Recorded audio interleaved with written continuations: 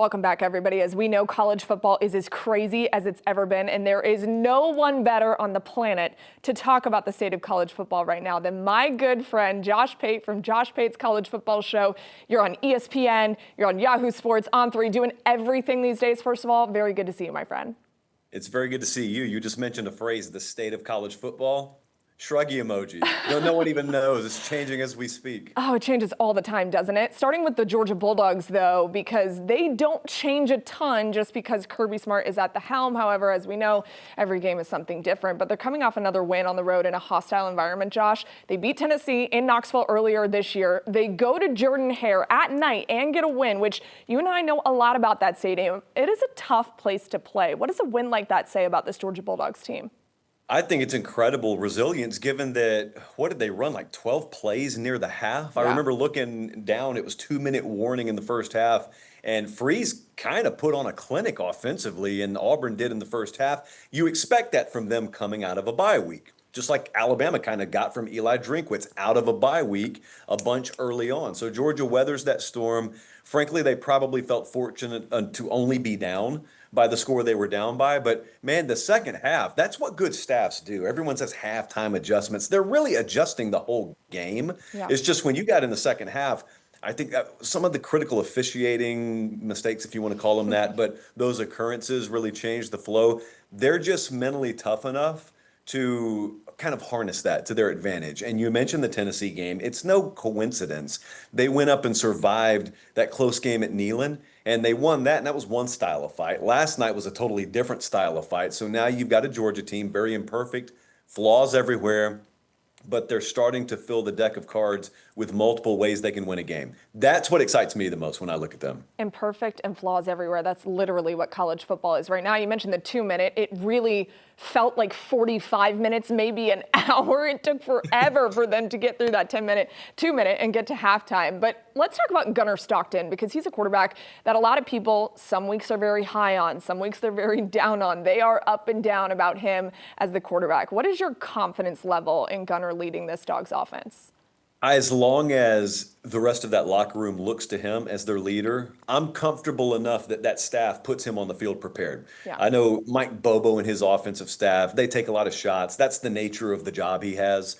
Some of it's unwarranted, a lot more of it's warranted or whatever the case may be, but he took some shots in that Auburn game. And that was what we saw from him even in the Texas game last year. So we've seen several moments that would completely wreck a normal player, physically, but especially mentally. Good point. And he's just rebounded. And again, it's a product of him being planted in the environment he's planted in. He has grown the way he's grown. I think in part because he's that way, but in another part it's because that's the environment Kirby's built in Athens. And so it's not a surprise to me when these guys step up on these big stages. It's not throwing for 450 yards, Maria. It's just making the decisions that need to be made. And this is a crazy concept, I know, but I think it still works. Doing whatever it takes to just win a football game. Whatever it takes to win a game. That's exactly what Georgia did to get past Auburn. And when you look ahead to next weekend, we're cooking up a really big football game. Number 5 Ole Miss at number 9 Georgia. College game day will be there. The eyes of the college football world will be on Athens for that Saturday. What's going to be the key for the Bulldogs to get a win in this one? Because as you mentioned, they are flawed. Ole Miss is as well. Yeah, they are. And as you said earlier, we could sort of copy paste that about every team. I think it's about minimalizing flaws and maximizing whatever edge you think you have. So I looked at this game several weeks ago when you saw that Georgia's pass rush isn't really there to the degree it's normally been. Okay, well, who could take advantage of that? Kalen DeBoer could take advantage of that, and he did. Josh Heupel could, and he almost did. Hugh Freeze could, and he kind of did early but then didn't. But we know we've got Lane Kiffin down the road. We got Steve Sarkisian down the road. That's just the job in the SEC. You're going to face some of the best offensive minds in the country. Well, here comes one. Lane Kiffin comes in. I don't pay 2 bits of attention to how close the Washington State game was because I just believe their full focus was on Georgia already. I think if they can get after Trinidad Chambliss and make him see and feel some different things than Ole Miss offensively has felt so far, that's important. If they can't, it's Ty Simpson all over again. And he has time to throw. Ole Miss got really good receivers. I think the other thing is none of us have watched Georgia's offensive line and been incredibly impressed. Yeah. There's been a lot of fighting from guys to try and stay on the field because they're not healthy. Ole Miss's front can get after you a little bit too. So Gunnar Stockton, you got like 6 days to rest up, and you got another really, really big challenge coming to town mid-afternoon on Saturday. Yeah, the SEC is such an intriguing league right now because there's so much parity all over the place. There is not parity when it comes to a team that you love. I know that you do. The Georgia Tech Yellow Jackets. You were really high on these guys in the preseason. They're 6-0 for the first time since 2011. Josh, why were you so confident in them before the season? And what have they done to reaffirm that belief in them to this point? Well, I watched them play. I know not everyone does that, and that's okay. Some of them even vote in polls and don't watch Georgia Tech play. That's not okay, but it's okay. I watched them at the end of last year, Maria. I'm convinced if you and I changed one thing about the past, and we just changed the multiple overtime game, Georgia Tech, and just have it go Georgia Tech's way. I'm convinced they would have been on the front of a lot of preview magazines this year. And they would have been the toast of the town, and they were everyone's darling and everyone's sleeper, but they didn't win that game, and it doesn't make them any different a team coming into this year. I just feel like they had a lot less focus or a lot less attention on them. So what they've done so far is they've won every game that they've played.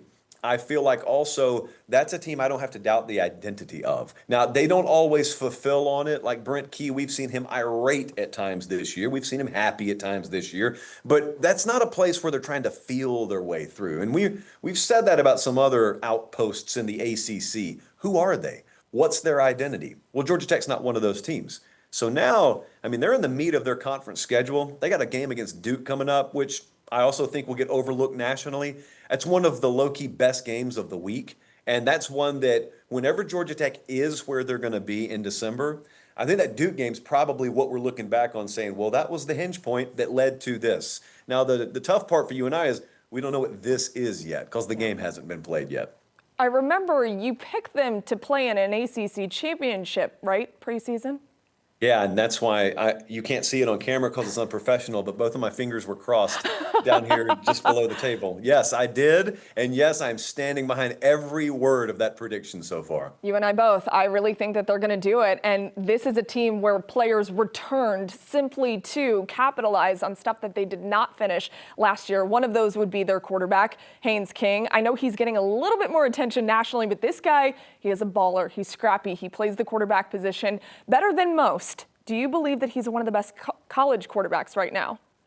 Yeah, I'm glad you actually said it that way because there's this disease that creeps into college football sometimes. It's called mock draft disease. And people think that you have to have some mock draft out there projecting you as a first round quarterback in order to kind of verify your existence as a good college quarterback. Well, I'm a college first and foremost guy. I couldn't care less about mock drafts. And so I couldn't care less whether the Pittsburgh Steelers would draft Haynes King in the first round. What I do care about is he winning games for Georgia Tech? And the answer is a definitive yes. He is winning games for Georgia Tech. I would argue, I've actually looked at the AP poll because it was off to my right here. I would actually argue of all these teams that are in the top 10, top 15, is there any player out there that's more important to their team's ranking right now than Haynes King is? What is Georgia Tech without Haynes King? I've watched Texas Tech lose their starter a couple of times this year. They just keep on humming. God forbid if I ever have to watch Georgia Tech a few series without Haynes King. And that's not a knock on Georgia Tech. It's a credit to Haynes King. And it's also a credit to that coaching staff because we just used the word identity. That's the core. That's the nucleus of their identity right now. And it's nothing to criticize. It's something to actually credit because they realized here's who we have. Here's what we can be. Let's build around it, and let's hope our fastball is good enough. So far, their fastball's been good enough. You know, one quarterback who gave Haynes a lot of praise was Carson Beck. He obviously played him in that 8 overtime win for Georgia, and he watched the film back and thought, Haynes, this guy's the real deal. Now they're playing in the same conference, and Carson Beck has kind of had a resurgence at Miami. What would you say about what's happened with Carson making the move down to South Florida and becoming what seems like a brand new quarterback? Granted, it's just a different situation. I think it had to be seen to be believed. Frankly, I don't think a lot of people, if you were to have shown them a vision of this conversation we're having going into week 7, week 8 of the season, they would have believed it in July. I don't think they would have. So I think he had a lot of doubters out there. Number one, because of his injury, and that has nothing to do with him personally. But number two, I mean, you heard it as well as I did. Folks took shots at him. Folks questioned his toughness, questioned his commitment. You got all the off the field drama going on, and that's really front and center because it's the off season, so there's no games happening. But I remember being down in Miami kind of towards the start of fall camp, and I remember it was really jarring to me that that coaching staff, when his name came up, they were almost confused, like people were questioning him. They were kind of the mentality that, no, Carson's going to be fine for us.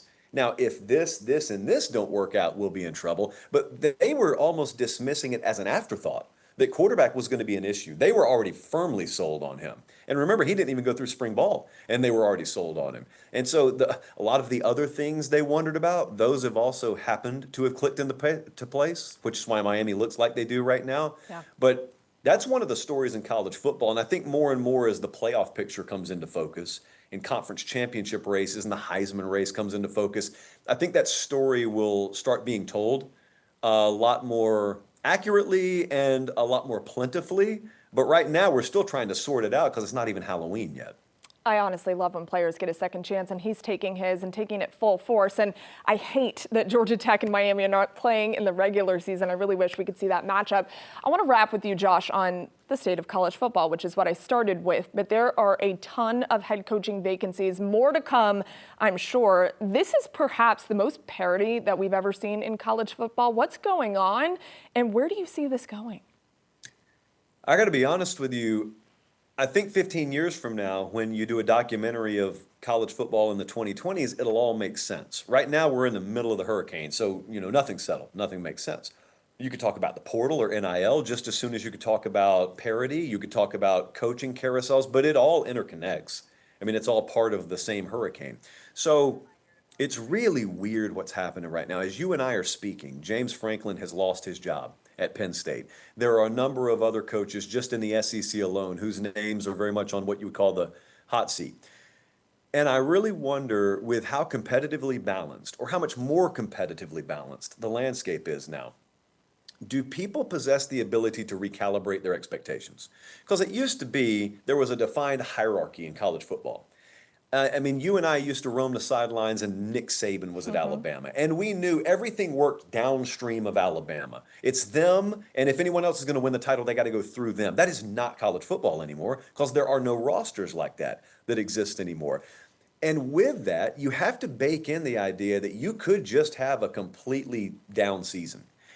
But I think when you still pay guys $10+ million a year, there's a belief that you're immune from that. And it doesn't matter if you pay a guy $10 million or $10 billion a year. They are who they are. The sport is what it is, and no one's immune from it. And I just watched James Franklin go from coaching against Oregon in overtime 15 days ago to losing his job.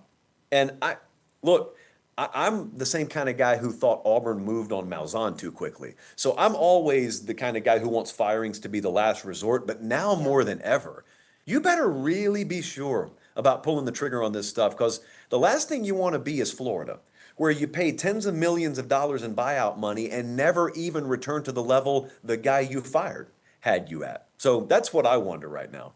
People want instant success, and it is so hard in college football to get things to click on all cylinders, even in the first couple of years. So there is no grace being had in college football right now. There's a lot to discuss with that moving forward. But Josh, I appreciate your time as always. I am so immensely proud of you. Thank you so much. I appreciate it. You're the best. All right, we'll be right back.